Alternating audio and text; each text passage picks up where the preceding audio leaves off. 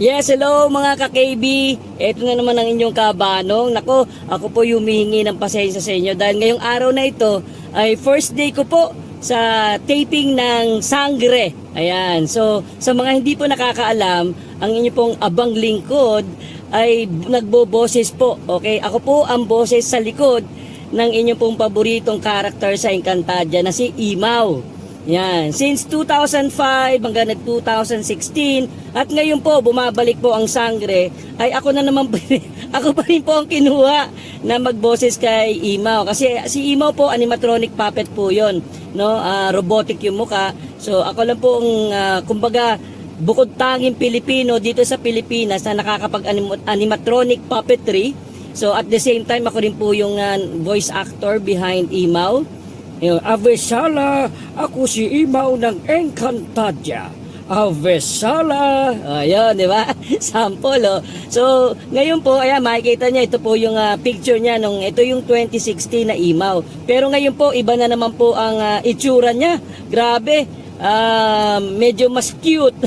Matandang cute na ngayon si Imaw. Pero yun nga po, dahil po nandito ako sa parking lot ngayon, no, pilit ko man sanang mag-record ng ating kabanong story dito sa ating kabanong mobile studio. Ito yung ating sasakyan, ginawa nga po nating recording studio. Hindi ko po maisingit dahil po talagang yung eksena po ni Imaw mayat maya wala akong pahinga. Oo, ngayon lang medyo sabi ko magsisian lang ako. Opo, kaya medyo nakasingit po ako ng konti. So ngayon po mga ka-KB, makikiusap lang po ako sa inyo para hindi naman kayo kumbaga ma-zero ngayong araw na ito. Yung ating kaibigan na si Apong Isaak ang magkukwento ngayon sa atin dito sa channel natin. Okay, siya po ang ating kaibigan. Magaling naman din po siya, di ba? Napapakinggan niyo po siya. Apong Isaak, ayan po, ito po yung kanyang channel. So, pwede nyo rin pong isubscribe yan, no? So, siya po yung bisita muna natin ngayon kapalit ng aking pagkukwento. Kasi talagang busy po tayo ngayon, pasensya na po. Pero yun nga, ginagawa natin ng paraan para makapagbigay pa rin kami ng patuloy na entertainment para sa inyong lahat, lalo na yung mga kaibigan natin, mga OFWs dyan sa ibang bansa na grabe, di ba? Very stressful, nakakalungkot, nakakapagod yung mga trabaho nyo dyan. At natutuwa ako dahil ako po ang kasama nyo habang kayo'y nagtatrabaho. Ayan, maraming salamat po. At syempre po, yung mga kababayan rin natin narito sa Pilipinas na mga nasa palengke, di ba? Nasa mga sasakyan, nasa mga tricyclean, di ba? Nasa mga kanya-kanyang tindahan, di ba?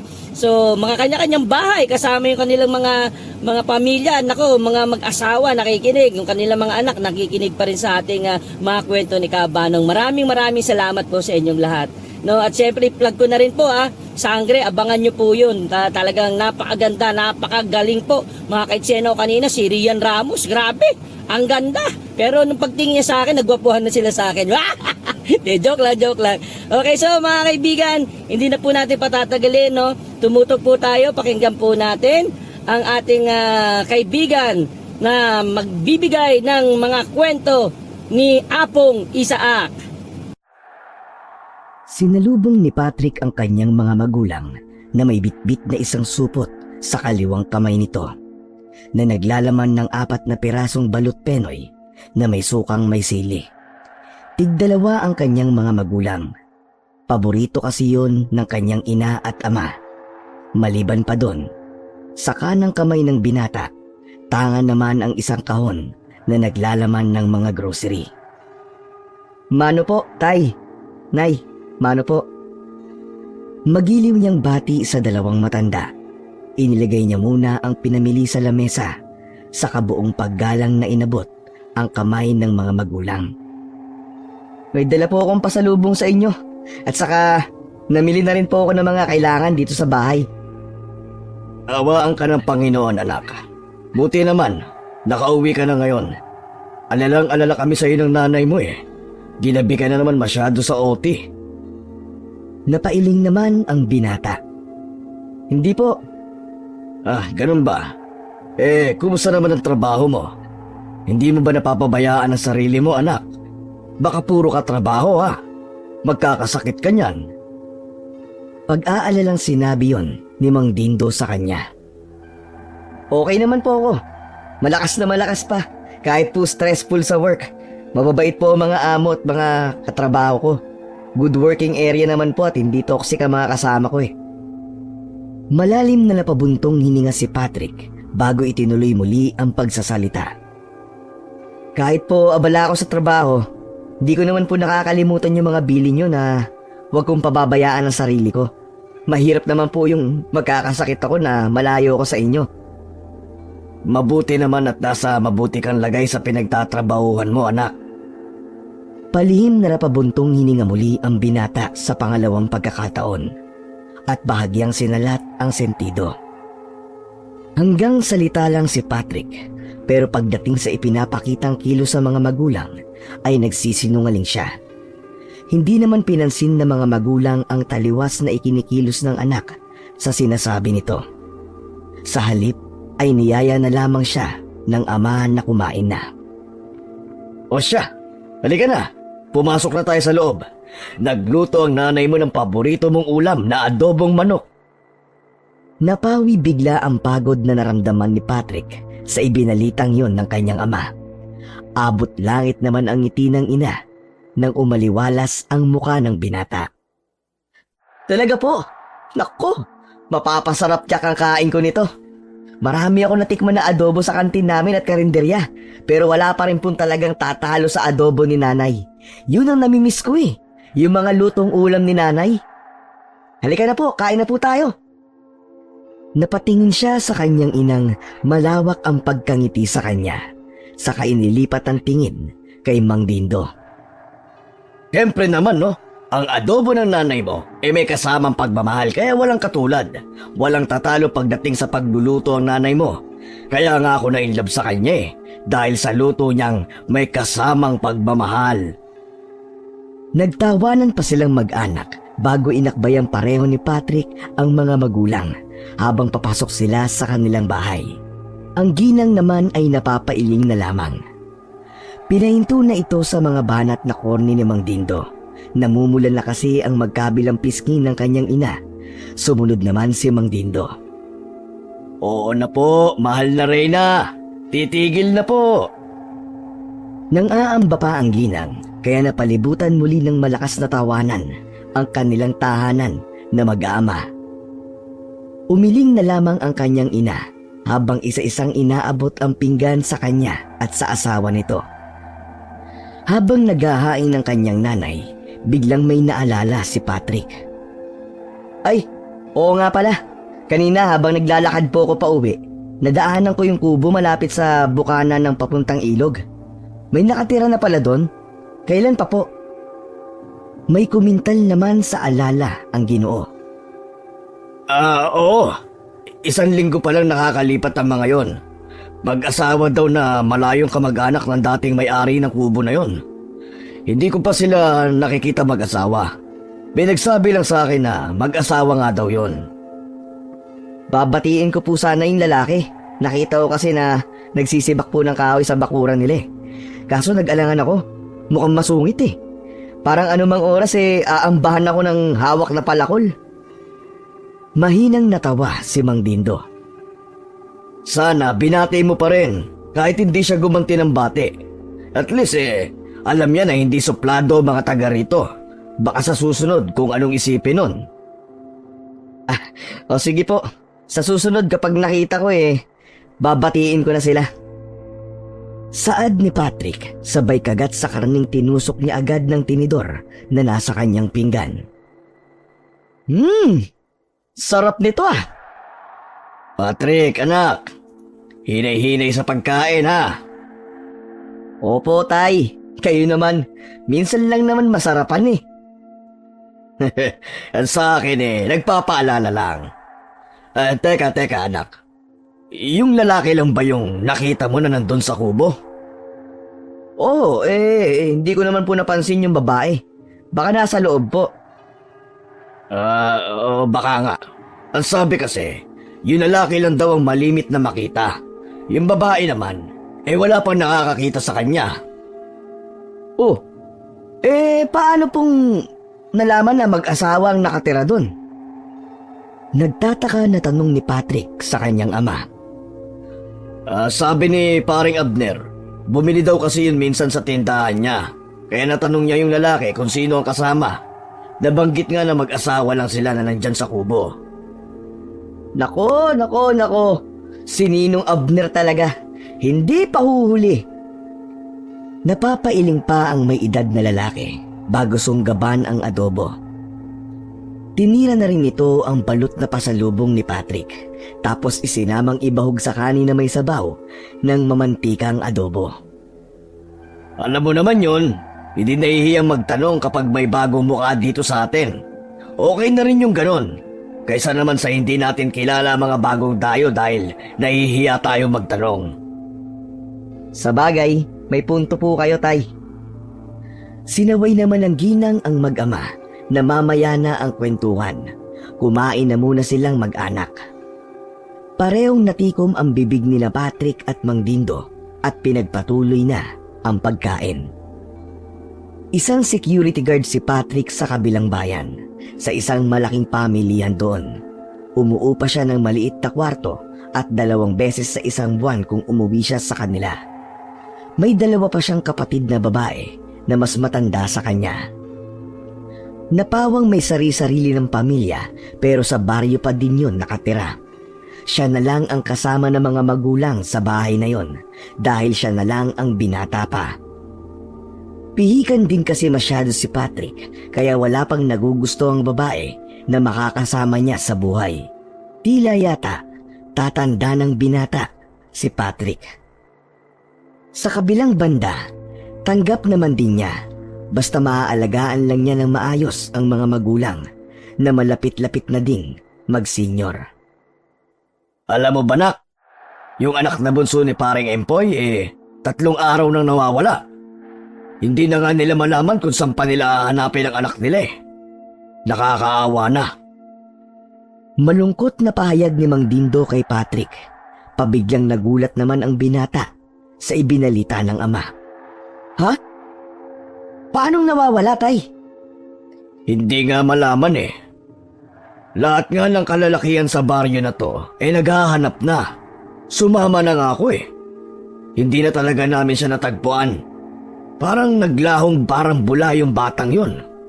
Aba ewan. Hindi na mahagilap kung saan-saan. Hindi po kaya pumunta sa mga kaibigan o kamag-anak o di naman po kaya baka nakidnap. Teka, Tay, may kinakasangkutan po ba yung bunso ni Kuya Empoy? Hindi naman nag-o-online sabong ang bata. Bakit kikidnapin? Sunod-sunod na may konklusyong tanong ang binata sa kanyang ama. Ipinagkibit balikat na lamang yun ni Mang Dindo. Maski ang may edad na lalaki, walang alam kung nasaan ang anak ng parang Empoy nito. Nako, wag naman sanang mga sindikatong kumidap sa batang yun. Gagamitin ng bata para lang pagkakitaan sa mga illegal nilang ginagawa. Diyos ko, wag naman sana. Hinanap na rin nila pati sa mga kaibigan at kamag-anak.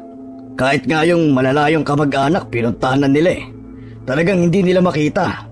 Nagpaskil na sila ng mga papel na may larawan ng binatilyo para makatulong sa paghanap. Wala ni isang nakakita kung paano siya nawala. Walang nakakatukoy kung nasaan. Sunod-sunod na napabuntong hininga si Patrick. Malalalim ang mga yon. Tila ba naaalarma sa mga narinig galing sa bibig ng kanyang ama. Sa buntong hininga niyang yon ay tila para siyang hinihika na kailangan ng inebulizer. Manirisim niya na yon kapag nai-stress sa naririnig na hindi magandang balita. Okupado na tuloy ng isip niya ang bagay na yon. Delikado na pala sa liblib na lugar. Nangangamba tuloy siya sa kanyang mga magulang. Bilang sikyo, poproteksyonan niya ang mga magulang. Baka nanay at tatay niya na ang susunod na puntiryahin ng mga taong hindi pa alam ang pagkakakilanlan. Ipagdasal na lang po natin na makabalik siya ng ligtas sa pamilya niya. Tay, iba na talaga ang panahon ngayon, no? Biruin nyo, itong tahimik nating baryo, napasok na ng mga masasamang loob. Pambihira. Kalat na talaga ang mga alagad ni Satanas. Hinagod naman ni Mang Dindo ang likuran ni Patrick. Ramdam nito na hindi komportable ang anak sa ikinikwento nitong hindi maganda sa binata. Yun nga din ang palagay ko eh. Baka may dumukot sa bata. Pero ayoko nalang banggitin sa mga magulang. Grabe na nga ang hirap ng kalooban nila eh. Ayoko nang dagdagan pa. Hayaan na lang natin ang panahon na magsabi kung ano nga ba ang nangyari sa batang yon. Sana lang po ay maging aral na rin to sa ibang mga magulang para ingatan nila ang mga anak nila. Hindi po biro mawalan ng mahal sa buhay. Sumang-ayon naman ang kanyang mga magulang sa kanyang mga tinuran. Kahit tuloy masarap yung ulam, parang nawala ang gutom ng binata. Kilala niya kasi ang binatang nawawala. Mabait at magalang ito sa kahit sinong kaharap. Lagi pang masiyahin. Parati pa nga niya itong binibiro kapag nagkikita sila. Pagkatapos kumain, nagpahinga na lang muna siya sandali. Balak niya sanang magsibak ng kahoy na panggatong para mabawasan ang gawain ng ama. Dinadaing na rin kasi nito ang rayuma sa paa. Bukod pa doon, iniinda na rin nito ang likuran. Batak naman ang kanyang katawan, putok ang magkabilang braso at may mga pandesal sa tiyan dahil madalas rin siya sa gym. Kaya madali siyang natanggap bilang isang security guard. Nang hindi na gaanong katirik ang araw, lumabas na si Patrick sa may likurang bahagi ng kanilang bahay, kung saan naroon ang nakasalansan na mga kahoy. Kinuha na rin niya ang palakol ng ama. Kakaumpisa pa lang niya nang maabutan siya nito. Ikaw naman talaga oh. Imbis na nagpapahinga ka eh. Yan naman agad ang hinarap mo. Pwede naman na ako ang gumawa niyan sa ibang araw eh. Hindi na, okay lang naman ako tay. Namiss ko rin kasi itong ganitong gawain. Ako na po magpipresentang gawin to para sa inyo. Saka po, ayoko po na laging mabibigat ang ginagawa nyo. Baka kung mapano po kayo niyan eh. Alalang-alala si Patrick sa kanyang ama. Wala namang nagawa si Mang Dindo kung hindi ipaubaya sa anak ang nakasanayan na nitong ginagawang pamumuhay. Kung sa bagay nga, sanay ka kasi sa mabibigat na gawain dito sa atin. Naninibago ka siguro sa trabaho mo ngayon ano? Nakakapanibago po talaga, lalo na't mag-isa lang ako doon sa tinutuluyan ko. Alam nyo, araw-araw ko nga po kayong iniisip dito eh.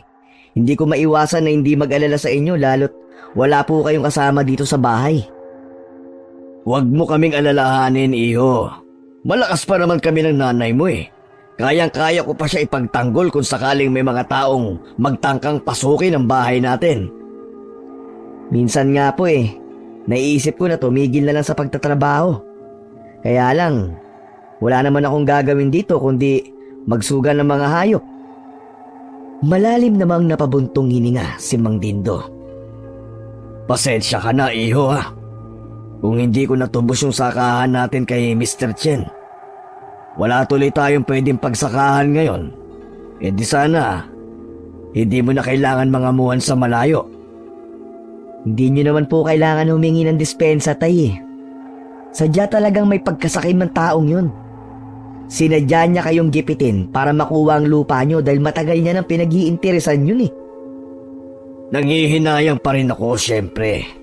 Inaasahan namin ng nanay mo na yun na ang ipamana namin sa inyong magkakapatid.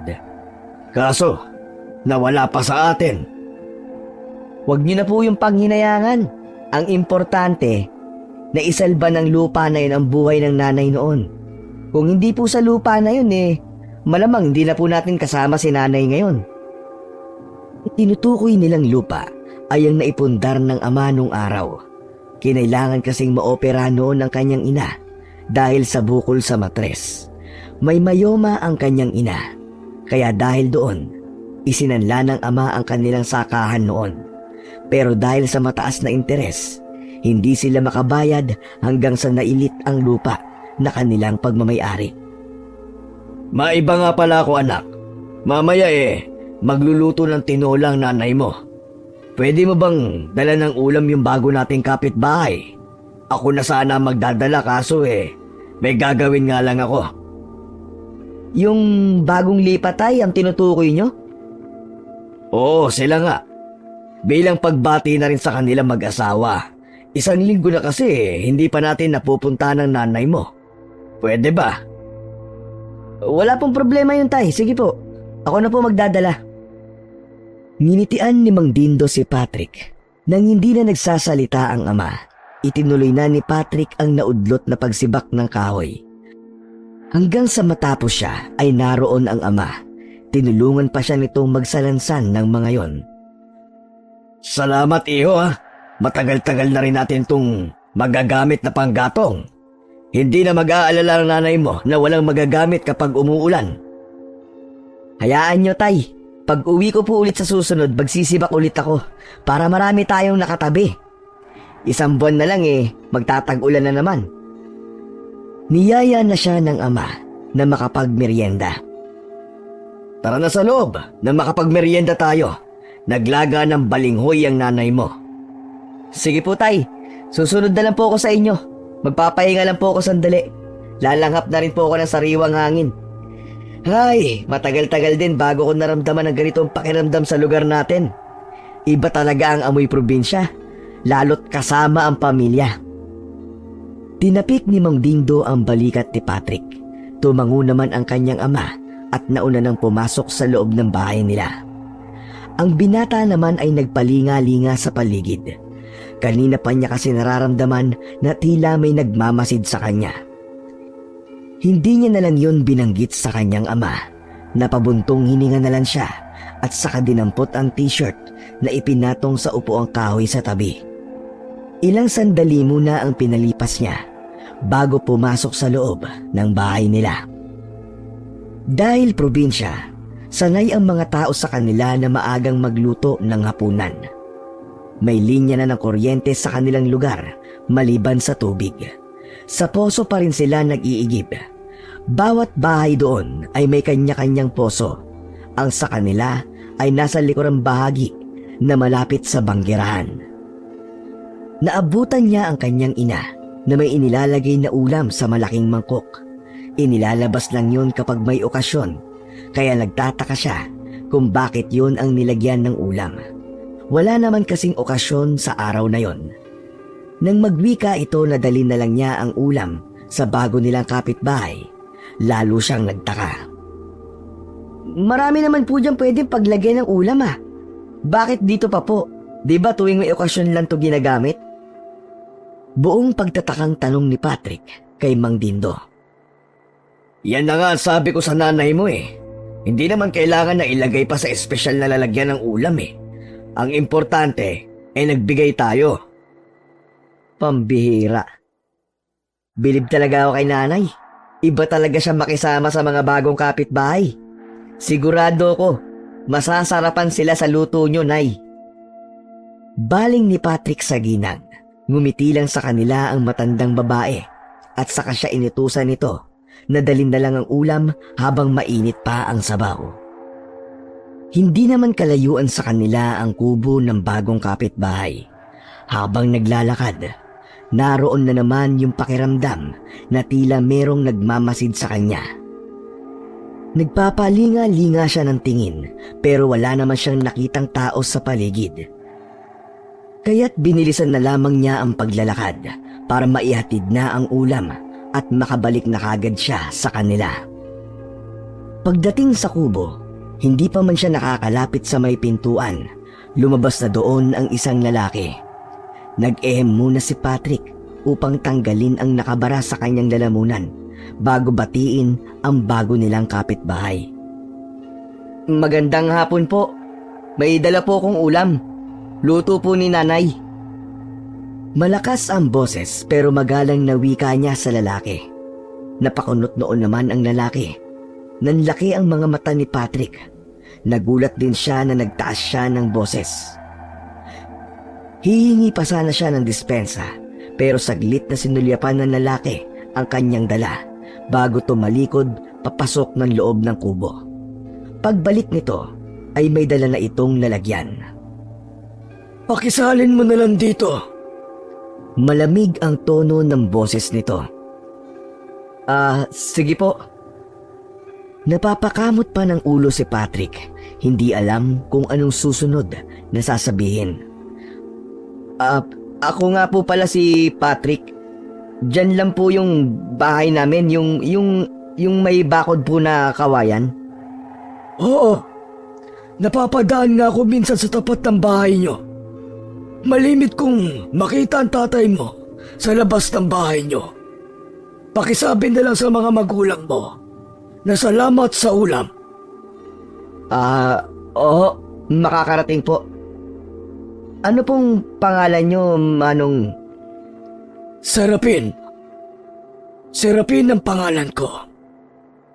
Salamat ulit sa ulam. Nang magsasalita pa sana si Patrick nang tumalikod na ang lalaki at pumasok sa loob ng bahay nito. Naiwan namang nagkakamot sa ulo ang binata.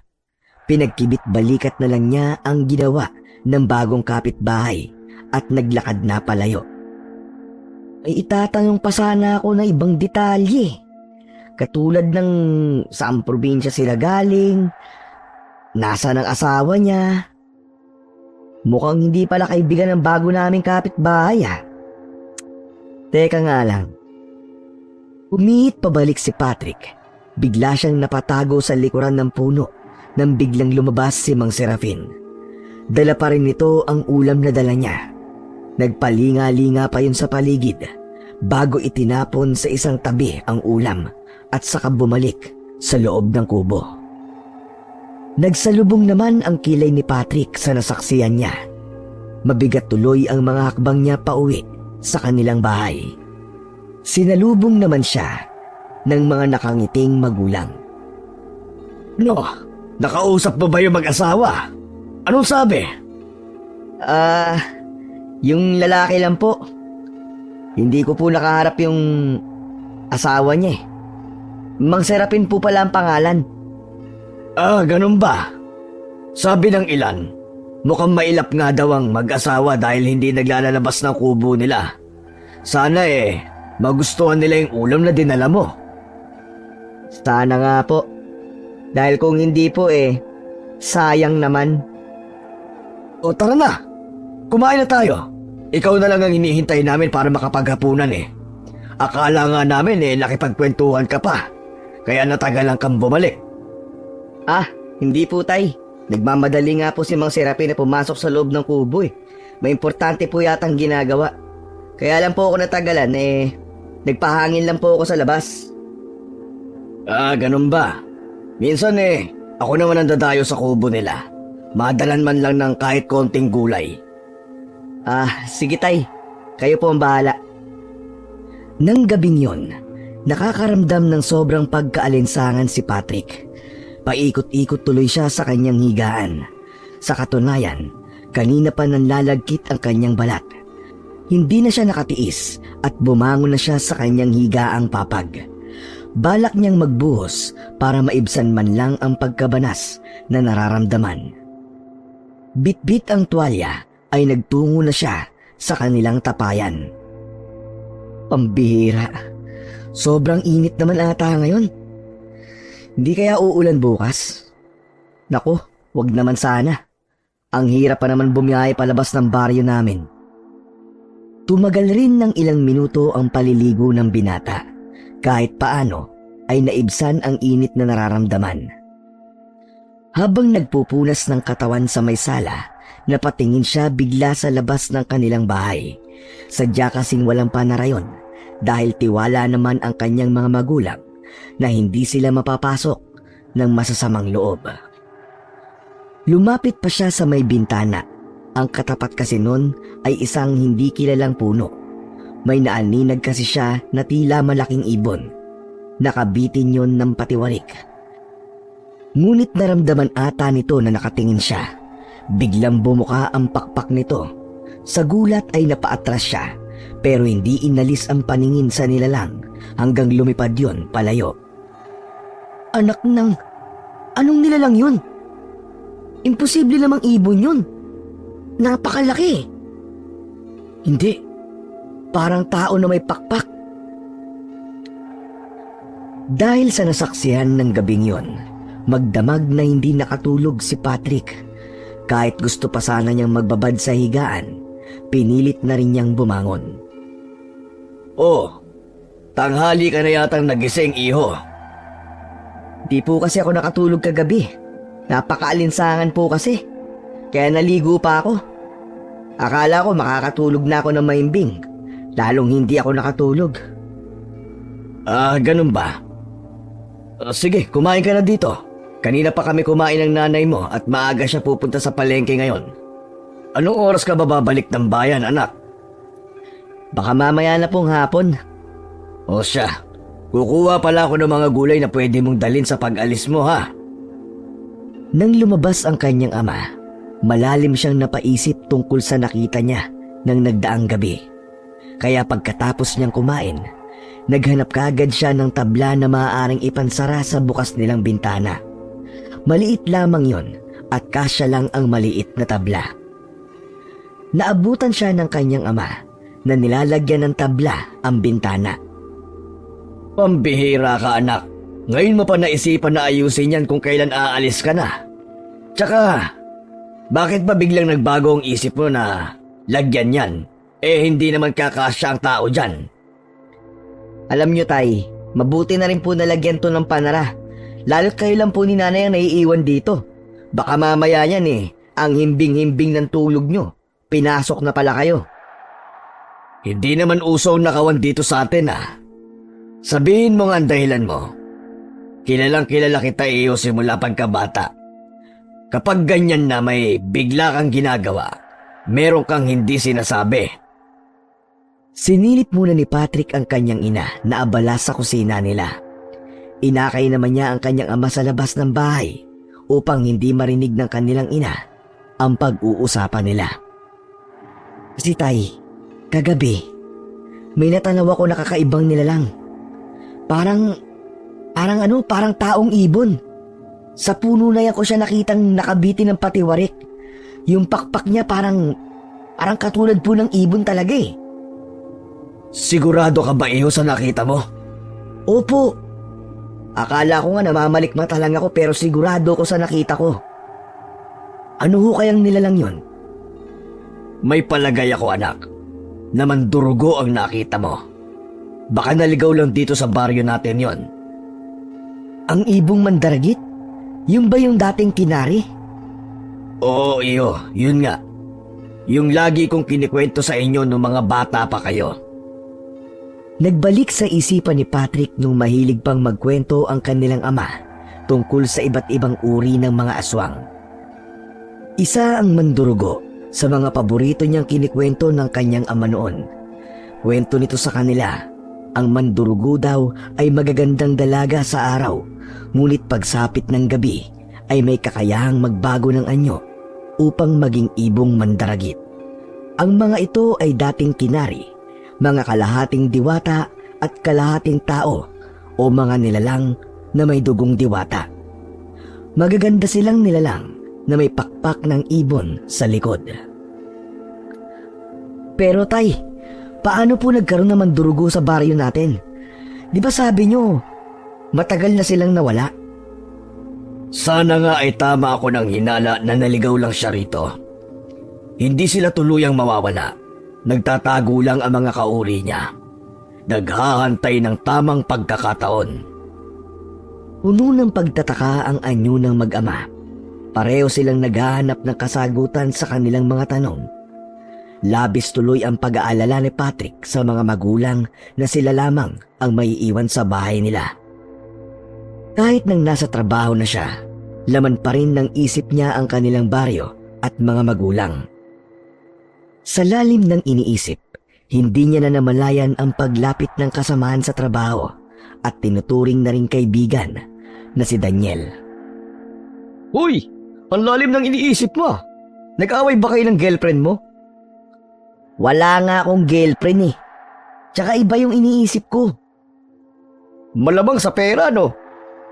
Hindi yun ang iniisip ko, no? Wala naman akong pamilya para magipit sa pera Anong iniisip mo? Tagus-tagusan pa naman ang pagkakatitig mo sa pader Sabihin mo na. Baka makatulong ako sa'yo. Hindi naman talaga problema ang iniisip ko Tsaka bakit Ayaw mo maniwala. Wala, Jo. Hindi mo pa nga sinasabi, hindi na kagad ako naniniwala. Akala ko ba magkaibigan tayo? Bakit parang wala kang tiwala sa akin? Kulit naman ito. Oh. Mahirap kasi ipaliwanag eh. Tsaka hindi rin ako sigurado. Maaring bunga lang yun ng mapaglaro kong imahinasyon. Di sige. Ikaw na nga ang bahala kung di mo masabi. Pero ang totoo niyan eh, ako talaga ang problemado eh. Dahil ba sa pera? Hindi no. Para kasing maluloka na yung ate ko eh. Hindi na namin alam kung anong gagawin. Ilang araw niya nang kinakausap ang sarili niya. Ha? Bakit? Ano ba nangyari? May pinagdadaanan ba ang ate mo? Kasi ilang buwan nang nawawala yung anak niyang panganay. Paanong nawala? Dinukot ba? Kailan pa nawala ang pamangkin mo? 2 buwan nang nakakalipas. Basta na lang siya nawala pare.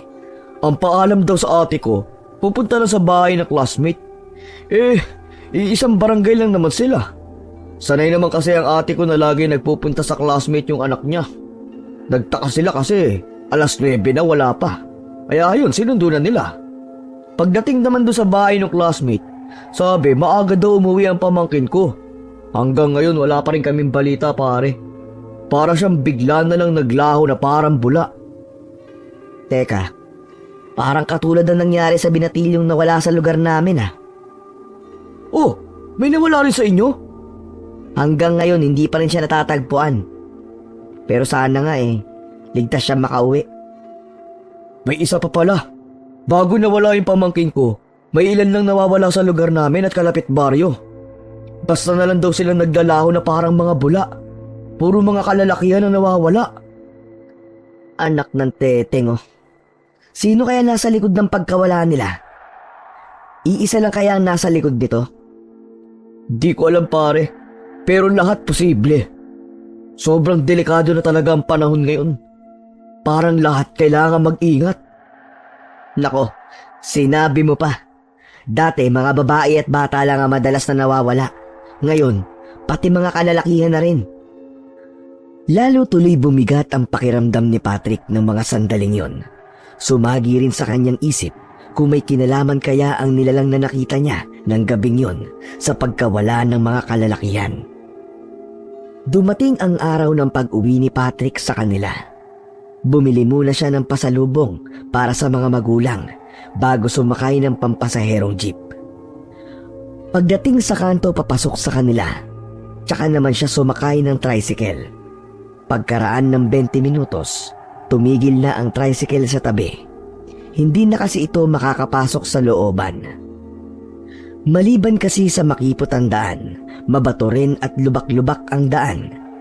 Matapos makapagbayad, naglakad na siya papasok. Tansya niya, pasado 5:00 na ng mga oras na yon. Nag-aagaw dilim na kasi ng mga sandaling yon. Binilisan niya na ang paglalakad hanggang sa mapatapat siya sa kubo ni Mang Serafin. Naabutan niyang nagsisiga ang matandang lalaki sa maliit na bakuran nito. Malayo pa lang siya, nakatingin na ito sa kanya. Wala sana siyang balak na batiin ito, pero udyok ng kagandahang asal, ngumiti siya at bumati. Magandang hapon po sa inyo, Mang Serafin. Magandang hapon naman sa'yo. Mukhang hapon ka nung nakauwi ah. Opo. Nag-duty po kasi ako sa trabaho bago umuwi ngayon eh. Sige po. Tumango lamang sa kanya ang matanda. Nang makalayo-layo naman siya, lumingon siya sa matanda. Pero imbis na si Mang Serafin ang kanyang malingunan, isang magandang babae ang kanyang nakita. Dahil sa pagkamangha, hindi niya na namalayan na nakatayo na lang siya. Ilang sandali rin nagtama ang kanilang paningin bago ito tumalikod. Pagdating sa bahay, parang wala sa sarili si Patrick na nagmano sa kanyang mga magulang. Buti nakauwi ka na iho. Kanina ka pa namin hinihintay ng nanay mo eh. Bala ko nga, kapag madilim na at wala ka pa rin, aabangan na kita dyan sa may labasan. Nag-aalala kasi kami ng nanay mo eh. Kaya lang naman po ako na late ng uwi dahil may dinaanan pa po ako eh. Pero hindi naman po para gabihin ako sa daan. Bakit po parang balisa kayo ni nanay? May nangyari po ba? Simula nung araw na umalis ka, sunod-sunod ang pagkawala ng mga kalalakihan dito sa atin. Hanggang ngayon, hindi pa rin sila natatagpuan. Parang ayaw na nga kitang pauwiin dito sa atin eh. Tuluyan nang nakalimutan ni Patrick ang nakitang babae sa bakuran ni Mang Serafin dahil sa sumalubong na problema sa kanya. Sumagi rin bigla sa kanyang isipan ang napag-usapan nila ng kaibigan niyang si Daniel. Tay, Nay, alam niyo bang hindi lang dito sa atin ang may ganyang kaso? May mga nauna ng lugar na may mga nawawala rin. Hindi kaya iisa lang ang may kagagawan sa pagkawala nila? Totoo ba yan, Iyo? Pero sino naman ang gagawa ng ganyang bagay? Opo, totoo itay. Ang katunayan nga niyan, kaibigan ko pa yung Chewie nung nawawalang binatilyo eh. Sino kaya ang demonyong nasa likod ng lahat ng ito? Napakawalang niya naman niya. Nananahimik ang taga dito, tapos guguluhin lang niya. Anong klaseng nilalang siya? Ang malaking palaisipan sa akin, tay. Ano kaya ang motibo niya sa mga ginagawa niyang to? At saan niya dinadala mga kalalakihan? Mga katanungan na walang tiyak na kasagutan, anak. Lahat sila ay napuno ng pagtataka ang muka dahil sa misteryosong pagkawala ng mga kalalakihan sa kanilang baryo.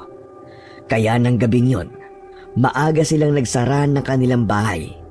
Tila ba kinatatakutan na ng mga magulang ang pagsapit ng gabi. Di umano, tuwing gabi nawawala ang mga kalalakihan sa kanilang lugar. Naiwan silang mag-ama sa sala habang ang kanyang ina naman ay pumasok na sa silid nito. Naiisip ko, Iyo, na baka may kinalaman ang nakita mo sa mga nangyayari ngayon. Naisip ko nga rin po yun, tay. Pero paano natin mapapatunayan sa mga tao na isang uri ng aswang ang nasa likod ng pagkawala ng mga kalalakihan? Baka pagtawanan pa tayo. Tapos sabihin nila, may sayad tayo. Iyon nga lang, baka tayo pa ang mapasama pag nagkataon. Sa ngayon, anak, manahimik na lang muna tayo. Maghintay na lang tayo sa mga susunod pang mangyayari. Sana lang po wala nang mawala sa mga kabaryo natin. Mabigat din po sa loob ko ang pagkawala nila. Kilala ko po sila halos eh. Ang iba sa kanila parang kuya na ang turing sa akin. Magiging maingat na ang mga magulang ngayon sa kanilang anak. Tsaka napansin ko pa, wala na halos naglalabas kapag malapit ng dumilim. Kahit tutol na manahimik sila sa totoong hinala nila tungkol sa pagkawala ng mga kalalakihan, walang nagawa si Patrick kundi ang sumang-ayon sa kanyang ama. Mahirap din kasing pangunahan ang mga pangyayari. Baka mali lang sila ng hinala. Umaasa na lang sila at nagdarasal na sana ay bumalik na sa kani-kanilang pamilya ang mga nawawala. Nakabuo na rin siya ng pasya na wag nang bumalik sa trabaho para masamahan ang mga magulang. Mas mahalaga sa kanya ang mga ito kaysa sa kumita ng pera. Sigurado ka na ba sa desisyon mong yan, anak? Okay lang naman kami ng nanay mo kung kami lang ang inaalala mo. Kaya ko pa naman protektahan ng nanay mo eh. Sigurado na po ako, tay. Tsaka, hindi rin po ako matatahimik sa trabaho ko eh. Mag-aalala lang po ako sa inyo. Mabuting dumito na ako. Makakapaghanap pa naman po ako ng trabaho eh. Huwag po kayo mag-alala.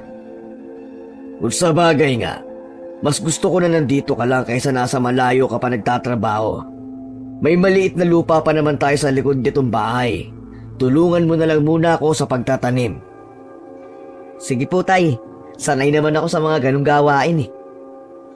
Araw yun ng linggo. Sinundo ng isa niyang pamangkin ang kanyang ina. Buntis kasi sa ikatlong anak nito ang panganay niyang kapatid. Ang nanay niya ay dating kumadrona, pero simula nang tumigil, tanging mga kapatid na lamang ang pinapaanak nito at yung malalapit sa pamilya. Hindi nila alam kung ilang araw mawawala ang ina, kaya si Patrick na lang muna ang nagluto ng kanilang kakainin. Aba, ang sipag talaga ng anak ko ah. Wala akong masabi sa'yo. Sana makatagpo ka na ng babaeng magugustuhan mo. Napangiti naman si Patrick sa sinabi ng ama. Para namang tukso na pumasok sa kanyang isipan ang babaeng nakita sa bakuran ni Mang Serafin. Tay, nakapunta na po ba kayo sa kubo ni Mang Serafin? Oo, iyo. Ilang beses na rin. Nung una, dinalan ko sila ng gulay. Tapos, nakapagdala na rin ako ng saging nang minsan nakapagtiba ako. Bakit mo naman naitanong, anak? Maliban po sa kanila mag-asawa, kasama po ba nila yung anak nila? Sa 2 beses kong pagpunta sa kubo nila, si Serapin lang ang nakikita ko. Hindi ko pa nakakaharap ang asawa niya. Tsaka, sabi niya, wala daw silang anak na mag-asawa. Sigurado po ba kayo, Tay? Oo, yun ang sabi ni Serapin Siya daw ang may diferensya, kaya hindi sila magkaanak. Pambihira. Sino kaya yung nakita ko? Ha? Meron ka bang sinasabi, anak? Wala po, Tay. Sabi ko po sayang, hindi sila nagkaanak. Hindi sayang, kundi kawawa silang mag-asawa. Walang titingin sa kanila kapag uugod-ugod na sila. Siguro may mga kamag-anak naman silang pwedeng hinga ng tulong kung sakali. Nabanggit po ba ni Mang Serapin kung saan sila galing bago sila napadpad dito sa atin? Oo, galing daw sila sa Bicol. Pinsang buo daw niya ang dating may-ari ng lupang kinatitirikan ng kubo. Nakiusap daw siya sa mga anak ng pinsan niya na kung pwede silang tumigil diyang pansamantala. Tay, ano pong masasabi niyo kay Mang Serafin? Tuwing nag-uusap kami, hindi ko man lang siya nakitang ngumingiti Pero naaaninag ko sa kanyang mga mata ang kakaibang lungkot. May nararamdaman din ako sa kanyang kakaiba na ewan, hindi ko may paliwanag. Alam niyo, Tay, sa tingin ko po merong itinatago ang mga yan sa atin. Hindi kaya nandito sila sa baryo natin para magtago? Hindi naman magandang mangusgakan ng kapwa mo, iho, na wala ka namang katibayan. Hindi porke dito nila naisipan na tumira, may tinataguan na sila. Pero wala naman po ako masamang intensyon dun sa sinabi ko, Tay. Nung dumating sila, sunod-sunod na mga nawawalang kalalakihan dito sa atin, di ba? Ano yun? Nakapagtataka naman. Napatitig naman sa kanya si Mang Dindo, pero hindi nagkomento sa kanyang sinabi. Sumunod na araw, naisipan ni Patrick ang mamingwit sa ilog. Nang mapadaan sa kubo ni Mang Serapin, hindi niya nakita ang matandang lalaki. Mukhang saradong-sarado din ang kubo nito. Tumuloy na siya, bit-bit ang kanyang pamingwit. Pagdating sa ilog, pumesto siya sa malaking bato. Inilapag niya ang kanyang dalang gamit at pagkain, tsaka sinimulan na niyang maglagay ng pain sa kawit ng kanyang pamingwit. May kalahating oras din siyang nakatanghod sa harapan ng kanyang pamingwit nang bigla siyang matigilan. Nakarinig kasi siya ng kalabusaw ng tubig. Pagharap niya sa kanyang kanan, naroon ang isang babae. Waring nagbabanlaw na ito ng mga damit. Naramdaman siguro ng babae na nakatingin siya rito. Bigla itong tumigil sa ginagawa at saka tumingin sa kanya. Namalayan na lang ni Patrick ay magkaharap na sila ng babaeng ang pakilala ay Narcisa. Tama ba ang narinig ko? Asawa ka kamo ni Mang Serapin? Ilang taon ka na ba? 30 na. Matanda ka lang pala sa akin ng 4 na taon. Wag mo sanang mamasamain, ano? Paano nangyari na napangasawa ka ni Mang Serapin? Ang laki kasi ng agwat ng edad niyo eh. Habang kwento, tsaka ko nilang sasabihin, hindi naman siguro to ang huli natin pagkikita. Oo naman. Magkapit-bahay lang naman tayo eh. Tsaka maglalagi na ako dito sa baryo namin. Madalas ka bang pumunta dito sa ilog? Minsan lang. Ayaw kasi ng asawa ko na naglalabas ako. Masyadong istrikto yon pagdating sa akin. Naiintindihan ko naman siya. Kahit ako man ang lumagay sa katayuan niya eh. Ang ibig ko sabihin, gusto ka lang niya sigurong ingatan. Lalo na ngayon na laganap ang pagkawala ng mga kalalakihan. Kiming ngumiti si Narcisa sa kanya. Maya-maya pa ay nagyaya na itong umuwi. Noon lang niya napansin na malapit na palang dumilim. Siya na ang nagpresenta na magdala ng batya na nilagyan ng mga nilaban nito. Habang nasa daan, ay patuloy pa rin silang nagkwekwentuhan. Hanggang sa namalaya na lang nila na nasa tapat na pala sila ng kubo ni Mang Serafin. Alumpihit pang ibinigay ng binata ang batya nito. Salamat ha, sa uulitin. Oo ba? Hinintay munang makapasok sa loob ng kubo ng binata ang babae bago siya naglakad pauwi sa kanila. Hindi niya na napansin ang matalim na titig ni Mang Serafin na nakasilip sa may bintana.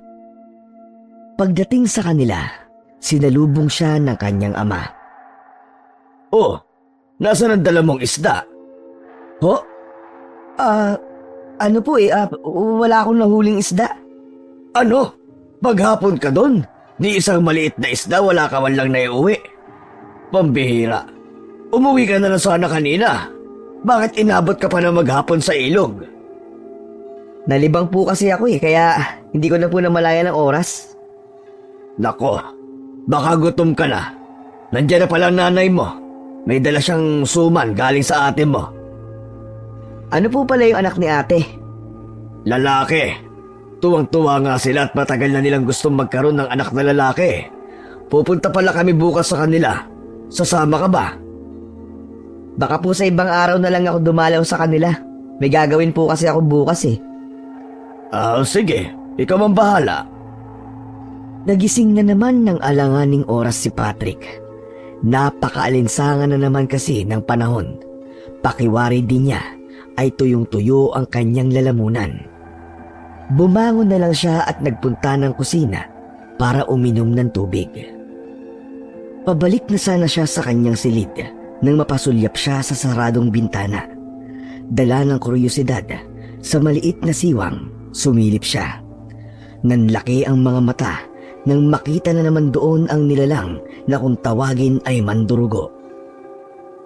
Ako kaya ang pakay ng nilalang na to?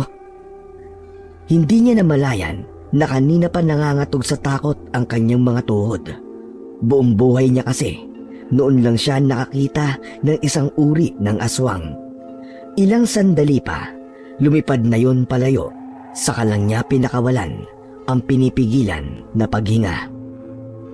Kinabukasan, pagkatapos kumain, umalis na ang kanyang mga magulang. Siya naman ay inabala ang sarili sa pagsisibak ng kahoy. Para kasing gusto niyang pagurin ang sarili. Ayaw niyang mabakante para hindi siya mag-isip ng kung ano-ano. Nasa kalagitnaan na siya ng ginagawa nang biglang dumating si Mang Serafin. Agad sumilay ang ngiti sa kanya pero napalis din kaagad. Madilim kasi ang anyo nito. Parang galit sa kanya. Mang Serafin, napadalaw po kayo. May kailangan po ba kayo? Tuloy po muna kayo. Hindi na ako magpapaligoy-ligoy pa. Layuan mo si Narcisa kung ayaw mo malagay sa alanganin ang buhay mo. Teka lang, Mang Serafin. Wala naman po akong ginagawang masama eh. Nagkita lang po kami sa may ilog. Tinulungan ko lang po siya na dali ng batya na pinaglagyan ng mga damit na nilaban niya. Huwag niyo naman po sanang bigyan ng mali siya yun. Huling babala ko na sa'yo to, iho. Layuan mo si Narcisa kung ayaw mong mapahamak. Hindi mo siya kilala. Teka lang po. Hindi naman po tama na magsalita kayo ng ganyan sa bakuran namin. Wala akong pakialam. Ang gusto ko, sundin mo ang sinasabi ko. Mabilis na siyang tinalikuran nito kahit gusto pa sana niyang magpaliwanag. Buong maghapon tuloy na wala siya sa mood hanggang dumating ang mga magulang niya. Pagkatapos ng kanilang hapunan, Nagpahangin muna si Patrick sa labas ng kanilang bahay. Narinig niya ang papalapit na yabag papunta sa kanya, pero hindi siya lumingon. Mukhang may bumabagabag sa'yo, iho ah. Pwede bang malaman kung ano yon? Galing po kasi dito kanina si Mang Serafin. Binalaan po niya ako na layuan ng asawa niya. Nagkita po kasi kami kahapon sa may ilog. Siguro nakita niya kaming sabay na umuwi. Nakita mo ang asawa niya? Ano, mabait ba? Mabait naman po. Eh ano yung sinasabi mo na binalaan ka ni Serafin na layuan mo ang asawa niya? Huwag mong sabihin na pinag-iisipan ka ng taong yon na masama. Hindi ko po alam kung tama yung intindi ko sa sinasabi niya. Aba, loko din yung taong yun ano? Bakit naman siya magsasalita ng ganun kung wala siyang sayad? Tay, may dapat po kayo malaman tungkol sa asawa ni Mang Serafin. Anong dapat kong malaman? Huminga muna ng malalim si Patrick bago niya sinabi sa ama ang kanyang natuklasan sa asawa ni Mang Serafin. Ano ka mo? Ulitin mo nga sinabi mo. Totoo ba yung sinasabi mo? Opo. Hindi lang po bata. Ubod pa ng ganda. Nung makita ko po siya sa may ilog kahapon, akala ko po diwata ng ilog na lumitaw doon. Inakala ko pa nga po na baka engkanto na ang nakikita ko eh. Ibang klase rin pala tong si Serafin ano? Matinik pa rin. Kaya pala ayaw niyang palabasin ang asawa niya. Ayaw niyang may makakita ditong ibang tao. Oo nga po eh.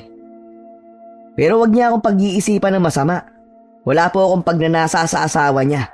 Aaminin ko medyo nabighani ako sa ganda ng asawa niya. Pero hanggang dun lang yun. Paghanga lang. Hayaan mo siya mag-isip ng kung ano-ano. Ang mahalaga ay wala kang ginawa. Ayokong nakikita kang apektado dahil sa mga taong yon. Maayos naman natin siyang pinakikisamahan. Sana lang ay huwag niya nang uulitin na puntahan ka dito para pagsalitaan na naman ng masasamang salita. Aba, dahil lang siya dito ah. Di naman po ako nagpapa-apekto eh. Napapaisip lang po ako. Tsaka, hindi ko naman dinibdib ang mga sinabi niya eh. Ang mabuti pa anak ay pumasok na tayo sa loob ng bahay. Lumalamig na ang hangin dito. Tumayo na si Patrick sa kanyang kinauupuan. Sabay na silang pumasok sa kanilang bahay ng kanyang tatay. Samantala, sa kubo ng mag-asawang Serafin at Narcisa, inabalan na lang ni Mang Serafin ang sarili sa labas ng kubo. Habang abala si Narcisa sa paglapa sa bagong biktima nito. Maya-maya pa, narinig na niyang tinatawag siya nito. Sa susunod, gusto ko mas bata ang dalhin mo sa akin. Halos kaedad mo na yung dinala mo ngayon ah.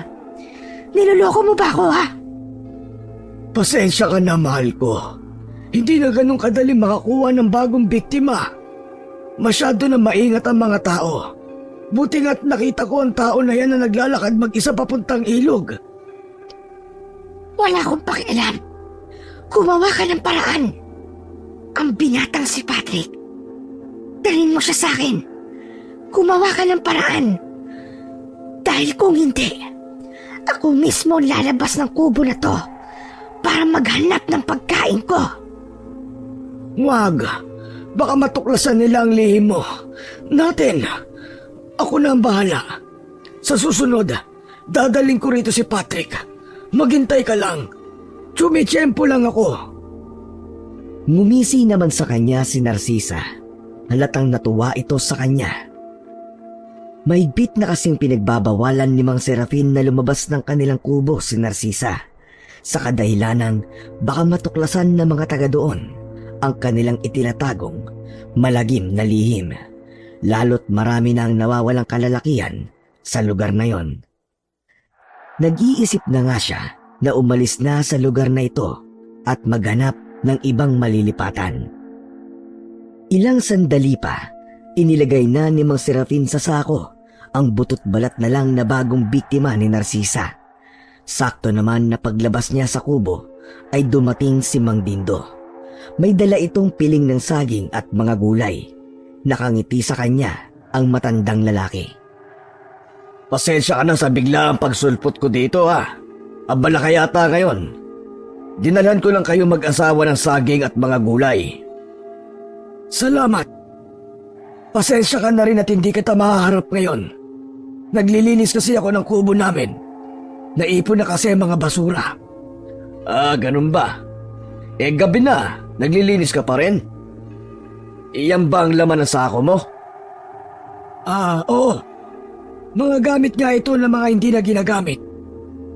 Ah, ganun ba? Bakit nilalangaw yata? May bulok kasing daga akong nakita, kaya nilagay ko na rin dito. Umangutango na lamang si Mang Dindo habang hindi maalis ang mga mata sa sako. Noon lang din naalala nito na iabot ang mga dala. Sige. Uuwi na ako Pasensya ka na uli sa abala. Salamat dito sa mga dala mo. Babawi na lang ako sa susunod.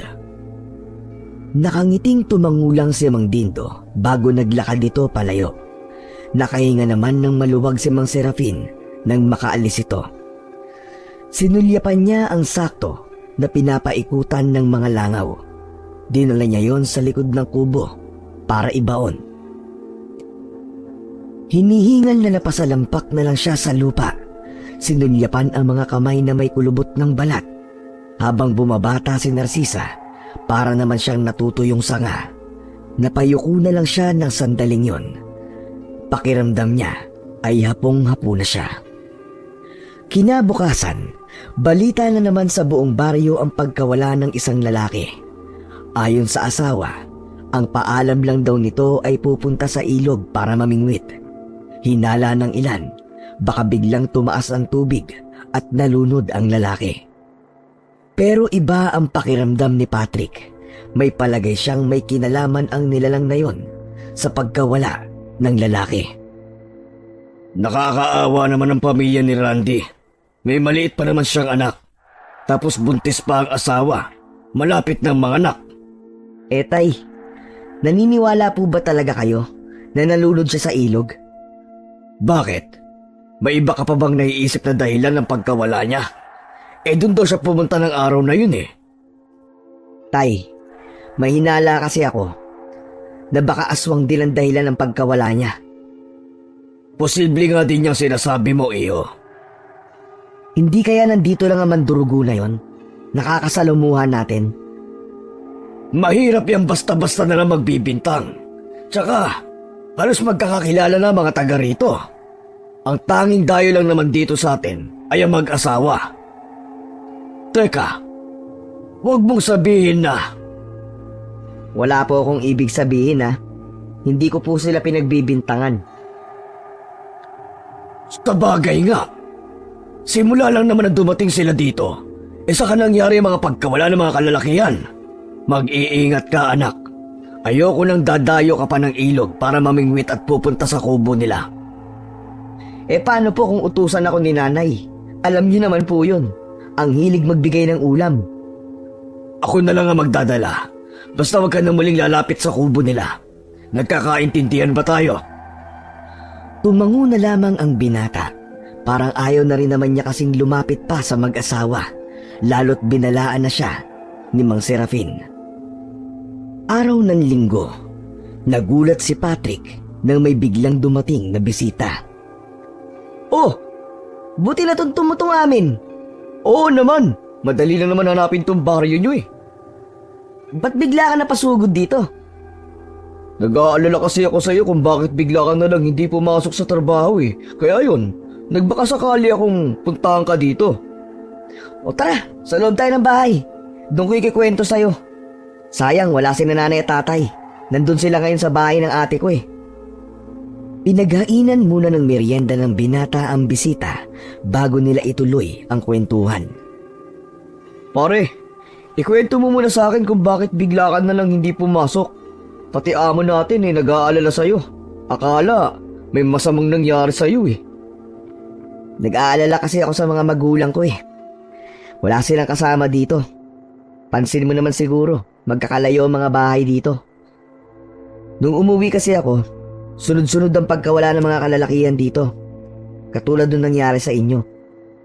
Sa tingin ko, iisa lang ang nasa likod ng lahat ng to, pare. Tama ka. Yan din ang sa palagay ko eh. Pero mahirap naman kasing basta na lang magturo ng kung sino-sino. Ayaw din ng tatay ko ng ganun. Bakit? May pinaghihinalaan ka ba? Oo pare. Ang mag-asawang dayo dito sa amin. Pero bakit naman sila? Hinala lang naman ang sa akin pare. Simula kasi nang dumating sila dito, sunod-sunod na ang pagkawala ng mga kalalakihan sa hindi malamang dahilan. Kung totoo yung hinala mo, siguro kailangan na natin humingi ng tulong. Kanino naman? Yun nga lang, wala rin kasi akong alam eh. Pero ano kaya sila? Tao ba sila o aswang? Naniniwala ka ba sa mga aswang pare? Oo naman, hindi lang sa kanila, pati sa lahat ng nilalang na hindi natin kauri. Nang marinig ang tinuran ng kaibigan, hindi na rin nagdalawang isip na magkwento si Patrick tungkol sa mandurugo, na siyang pinaghihinalaan niyang dahilan ng pagkawala ng mga kalalakihan sa lugar na yon. Nanlaki naman ang mga mata ni Daniel pagkatapos niyang magkwento. Kita sa itsura nito ang takot. Kaya nagkahinala ako na baka sila nga ang nasa likod ng lahat ng mga nangyayari. Dapat pala mag-iingat ka, pare. Malapit pa naman kamo ang kubo nila dito sa bahay nyo. Yun nga sabi ni tatay. Pinapaiwas na rin ako na pumunta sa kubo ng mag-asawa. Minsan kasi nagbibigay ng ulam si nanay sa kanila eh. Nakakatakot naman pala sa lugar nyo, pare. Hindi naman to dating nakakatakot eh. Tahimik ang lugar namin. Simula nga lang na dumating ang mag-asawang dayo, tsaka nagulo ang tahimik na pamumuhay ng mga tao rito. Hindi na nagkomento pa si Daniel sa sinabi ng kaibigan. Inubos na lamang nito ang kanyang kape. Dahil hapon na, inalok ni Patrick na doon na matulog sa kanila ang kaibigan. Okay lang kaya sa mga magulang mo na may bisita kayo dito sa bahay nyo? Oo naman pare. Sayang at wala sila eh. Hindi mo makikilala. Mababait ang mga magulang ko. Tsak, kung nandito si nanay, naku, ipagluluto ka nun na masarap na ulam. Kaya lang baka bukas pa ang uwi ng mga yun eh. Nawiwili kasi sa apo. Yung kasi ang kauna-unahang apo nilang lalaki.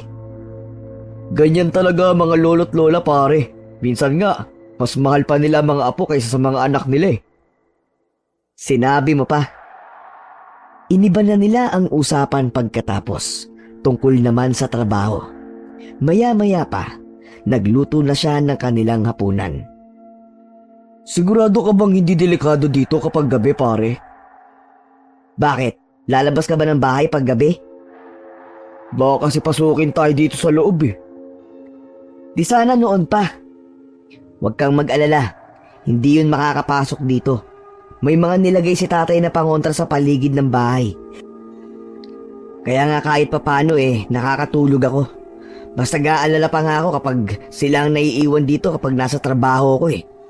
Ayaw naman pumisan sa mga kapatid ko at inaalala din yung mga alaga nilang hayop. Okay, buti naman pala. Makakatulog ako na maayos dito sa inyo. Kaya lang pare, radyo lang ang libangan namin dito eh. Wala kaming TV. Hindi naman kasi mahilig manood ng TV ang mga magulang ko eh. Okay lang yun. Inom na lang kaya tayo ng alak. Aba, sige ba? Meron pa naman natirang lambanog dyan si tatay eh. Pagkatapos ng kanilang hapunan, nagpahinga lang sila saglit at saka inumpisa na ang inuman. Dahil sa masaya nilang kwentuhan, hindi na nila namalayan ang paglipas ng mga oras.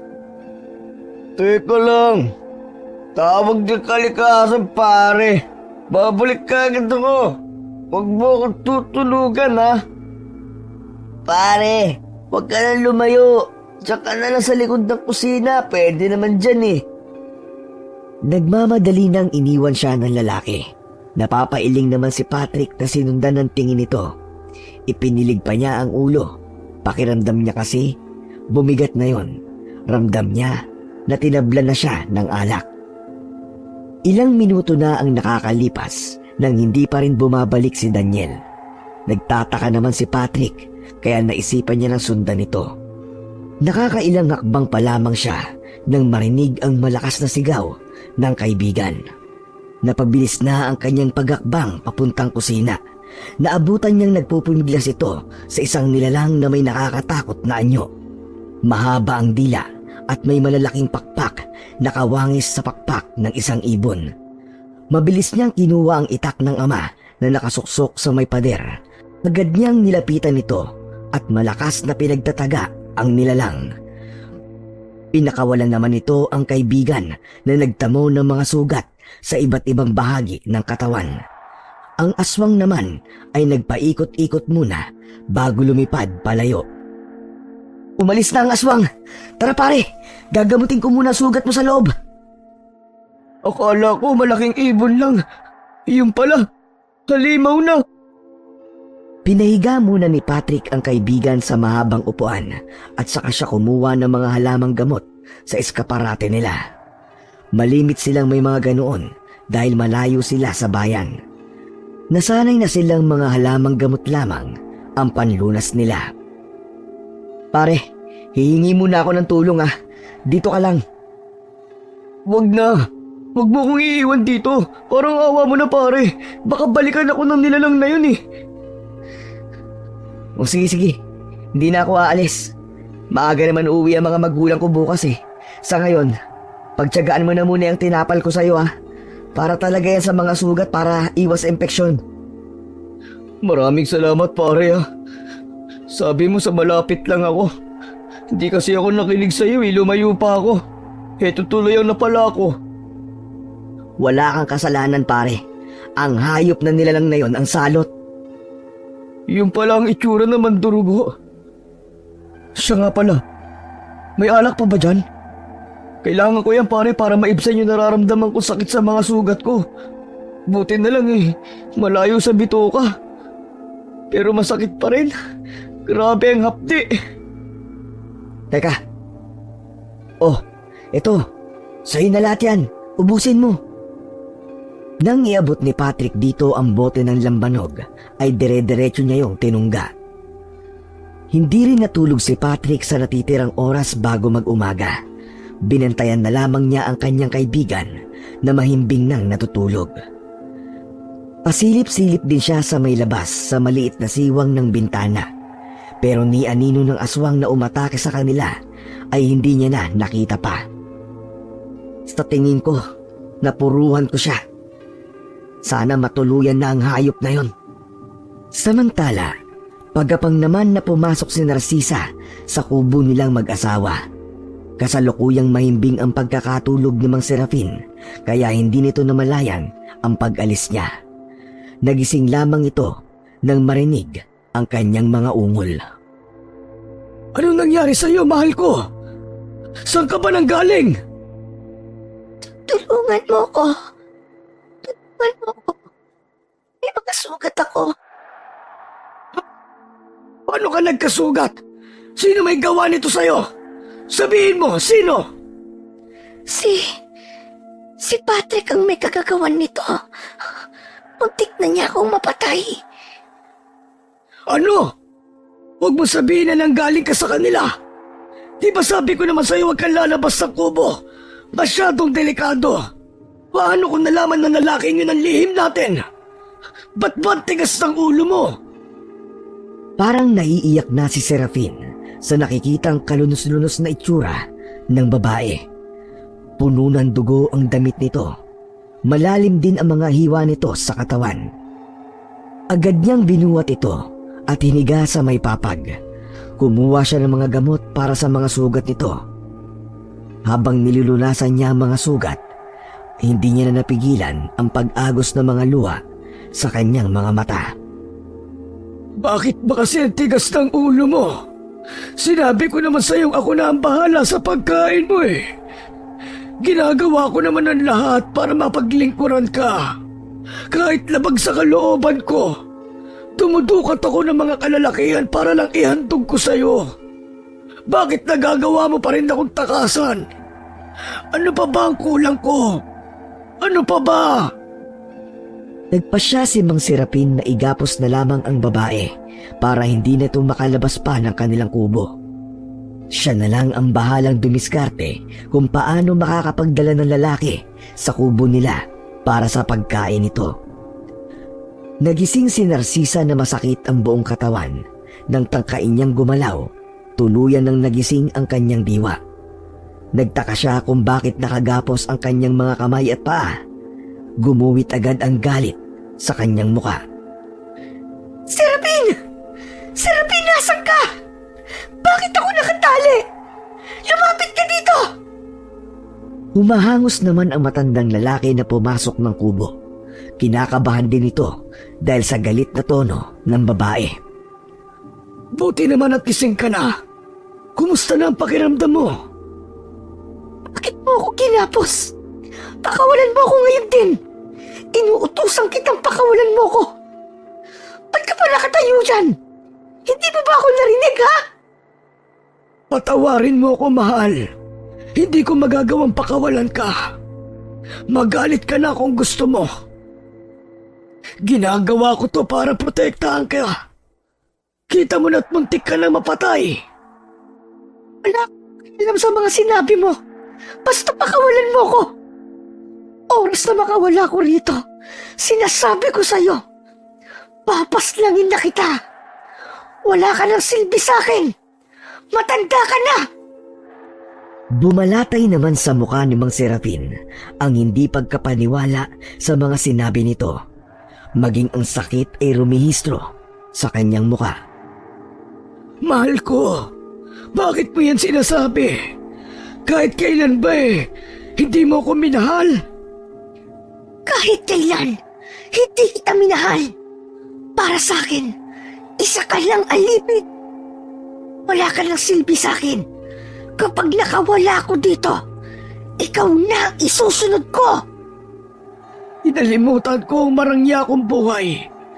Tinalikuran pati ang pamilya ko at mga kaibigan para lamang sa'yo. Tapos maririnig ko yan sa'yo. Talaga bang sagad na hanggang buto ang pagkahalimaw mo? Ni awa, wala akong nararamdaman para sa'yo. Pagmamahal pa kaya? Isa ka lang alipin na pinupuna ng gutom na aking nararamdaman. Yun lang ang silbi mo sa akin. Oras na makawala ko rito, si Patrick na ang ipapalit ko sa'yo. Total matanda ka na at uugod-ugod pa. Mabagal ka ng kumilos. Ano pa ba ang silbi mo? Nilipasan ka na ng panahon.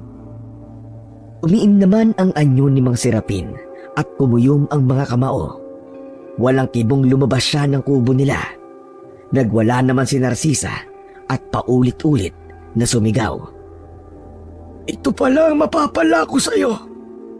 Sa loob ng 20 taon na pagiging sunod-sunuran ko sa'yo, ang dami mong naging biktima sa bawat lugar na nililipatan natin. Hanggang sa panaginip, sinusundan nila ako. Paulit-ulit nila akong inuusig. Pero kahit magkaganon, ay hindi pa rin ako umalis sa tabi mo. Bakit ngayon ko lang napagtanto na ang mga nagawa ko ay malaking kasalanan?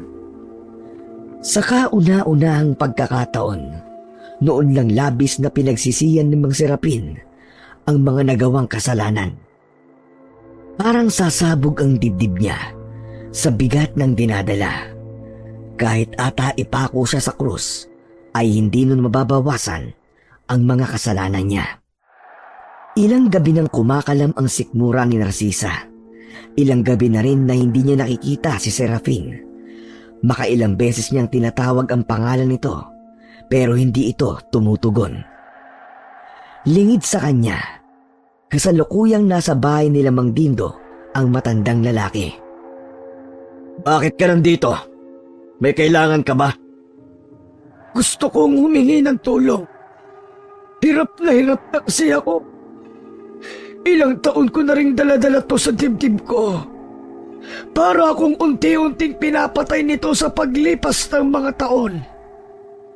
Habang nagsasalita, nanatiling nakayuko lamang ito. Nagkatingin na naman ang mag-anak.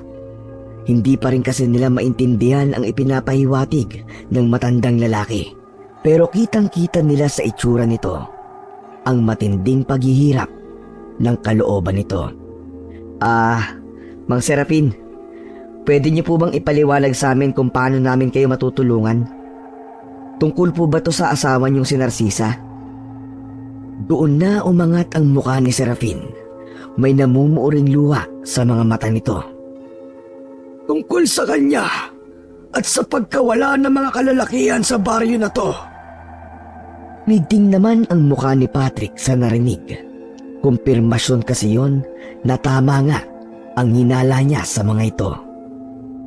Ipinagtapat na ni Mang Serafin ang lahat-lahat mula sa simula. Nais na raw nitong ituwid ang mga nagawang pagkakamali. Hindi na raw nito makayanan ang usig ng budhi na hanggang sa pagtulog ay sinusundan siya. Pagkatapos ipagtapat ang lahat, nagpaalam na rin ito. Laylay ang balikat na naglakad ito pauwi sa kanila. Nakatanaw pa rin silang mag-ama kahit hindi na nila nakikita ang matandang lalaki. Naniniwala po ba kayo sa sinabi ni Mang Serafin? Oo, nakikita ko sa mga mata niya ang paghihirap ng kalooban niya. Duda po kasi ako sa mga sinasabi niya. Paano kung isa lamang yung patibong? Tsaka, nagtataka ako kung bakit sa loob ng ilang taon, hindi niya nagawang paslangin ang halimaw na yon. Dahil sa nangigibabaw ang pag-ibig niya sa asawa. Tao lamang siyang nagmamahal ng sobra. Maling tao, maling nilalang lang ang kanyang minahal. Bakit ngayon, Tay? Wala na po ba siyang pag-ibig sa asawa niya? Kaya siya humihingi ng tulong sa atin? Maaaring nandun pa rin. Hindi yung kagad mawawala. Kahit ano pa ang dahilan niya. Tama lang natuldukan na niya ang kasamaan ng asawa niyang si Narcisa. Tayo lang po ba ang pupunta sa kubo nila? Paano nga po kung pagdating natin dun ay may nakaamba ng panganib? May plano ko. Huwag kang mag-alala. Kakausapin ko ang ilan nating kababaryo. Napakunot noon na lamang si Patrick sa sinagot na yon ng kanyang ama, pero hindi na lamang nagkomento. Hanggang sa dumating na nga ang sandali. Dala ang itak ng ama na nakatali sa bewang at isang bolo. Nagtungo na si Patrick sa kubo ng mag-asawang Serafin at Narcisa. Doon na lamang niya hihintayin ang kanyang ama. Nasa loob na siya ng bakuran ng mga ito nang makarinig ng mga angil sa loob. Bukas ang nag-iisang bintana sa kubo na yon. Lumapit naman doon si Patrick at sumilip. Ganoon na lamang ang sindak niya nang makitang nakahandusay si Mang Serafin sa lupa habang nakayuko rito ang asawa. Pag-angat ng mukha ni Narcisa, punong-puno ng dugo ang bibig nito. Isang singhap ang kumawala sa kanya. Agad na lumingon ito sa kanya. Napaatras naman dahil sa takot si Patrick. Akmang tatakbo siya nang biglang humarang sa daraanan niya si Narcisa. Huwag kang lumapit, halimaw ka! Huwag kang lalapit! Paano mo nagawang patay na sarili mong asawa na buong buhay niya ipinagsilbihan ka? Lahat ginawa niya, kahit ang pumatay, para lang pagsilbihan ka. Unang ipapalit ko sa kanya. Buti ikaw na rin ang kusang pumunta rito. Pinatawad na rin kita sa ginawa mo sa akin. Alam ko naman na hindi mo sinasadya na saktan ako. Mula sa nakakatakot na anyo, biglang bumalik ang dati nitong anyo. Maamo ang muka na parang diwata. Ipinilig ni Patrick ang ulo. Lumayo kang halimaw ka! Huwag kang lalapit sa akin! Sa tingin mo papayag akong alipinin mo? Hindi mo ako mapapasunod. Magkaiba kami ni Mang Serafin. Inumang pa ng binata ang itak na hawak niya. Bumalasik naman ang anyo ng babae. Tila hindi nito nagustuhan ng kanyang mga sinabi. Sa mismong harapan niya, nagpalit ito ng anyo at sabay ng pag-atake sa kanya. Dahil sa pagkabigla ay natumba siya sa lupa habang pumaibabaw ang aswang sa kanya. Gamit ang matutulis na kuko nito, tinusok ang bahaging kung nasaan ang kanyang puso. Napasigaw na lang sa sakit na nararamdaman si Patrick. Pilit din niyang itinutulak palayo pero masyado itong malakas. Nang makakuha ng tiyempo, inindayan niya ito ng malakas na suntok sa muka at sipa naman sa bandang tiyan. Nang makawala siya, paatras siyang gumapang palayo rito. Inabot rin niya ang nabitawan niyang itak. Nang muli itong umatake, ay pinanangga niya ang itak laban sa aswang. Mawala ka ng salot ka! Mamatay ka! Mamatay ka! Muli niyang inindayan ito ng taga pero naiwasan nito yon. Ibinukan nito ang pakpak at ipinagaspas. May pumasok na alikabok sa mga mata ni Patrick na naging sanhi upang mapuwing siya. Hinawakan siya sa balikat ng aswang na halos bumaon na sa kanyang laman. Pilit siyang kumakawala rito pero hindi niya magawa. Bitiwan mo siya! Ako ang harapin mo! Ako ang tatapos sa'yo! Dapat noon ko pag ginawa ito! Napalingon sila pareho kay Mang Serafin. Nalaylay ang balikat at may dugo sa dibdib. Hawak nito sa isang kamay ang bolo na dala niya. Ito naman ang hinarap ni Narcisa. Mang Serapin, wag na po! Wala po kayong laban sa kanya! Hayaan mong kami ang magtuos! Dapat noon pa kita pinaslang, hayop ka! Masyado lang akong nagayuman ang taglay mong ganda! Nang ilang hakbang na lang ang layo sa kanya ni Narcisa, inumang niya ang bolo dito. Pero imbis na kay Narcisa yung bumaon, sa matandang lalaki yon bumaon, sa mismong dibdib pa nito. Bumulwak ang dugo sa bibig nito. Hindi! Mang Serafin! Sa bugso ng damdamin, tinaga niya ng sunod-sunod ang likuran ni Narcisa. Ang isang pakpak nito ay nabali at natanggal sa likuran nito. Tumili ito ng pagkalakas na animoy kinakatay hanggang tumakbo yon papunta sa kakahuyan. Nang mga sandaling yon ay paparating na rin ang mga taga-baryo, dala-dala ang mga sulo at sibat sa pangunguna ng kanyang ama. Bilisan nyo! Doon siya tumakbo! Hindi rin makakalayo! Matindi ang sugat niya! Huwag nyo nga hayaang makatakas siya! Hinabol naman ito ng mga tao habang sumisigaw sila sa galit. Naiwan naman ang kanyang ama na nanlulumong nilapitan si Serafin. Siyang hahayaang makatakas! Patawarin niyo ako! Naging bulag ako sa pag-ibig ko kay Narcisa. Ang mga bangkay nasa likod na kalibing. Patawarin niyo ako. Patawad. Sumuka ito ng dugo bago hinabol ang huling hininga. Dahan-dahan din itong ipinikit ang kanyang mga mata. Namalayan na lang ni Patrick na tumutulo na ang luha niya sa kanyang mga mata. Hindi niya ganun kakilala ang matandang lalaki, pero dama niya na naging masama lamang ito dahil sa maling pag-ibig. Ipagdasal na lang natin na matahimik na ang kanyang kaluluwa. Ang mahalaga, nakawala na siya sa manipulasyon at maling pagmamahal niya sa kanyang asawa. Opo, Itay. Alam ko, masaya na rin po si Mang Serafin sa nangyari. Kita po sa mukha niya ang kapayapaan. Nalaman nilang napatay si Narcisa ng mga tumutugis dito. Nahukay din sa likod ng kubo ni Mang Serafin ang mga buto ng mga nawawalang kalalakihan sa kanilang baryo. Ang mag-ama na lang ang nag-ayos ng libing ni Mang Serafin. Sa kabila ng lahat ay binigyan pa rin nila ito ng maayos na mapaglilibingan. Tanging silang mag-anak at Daniel ang naroon para dito. Iba talaga ang nagagawa ng pag-ibig, no? Literal na hahamakin ng lahat, kahit ang pumatay, para sa mahal niya. Ang importante, pinagsisihan ni Mang Serafin ang mga nagawa niya.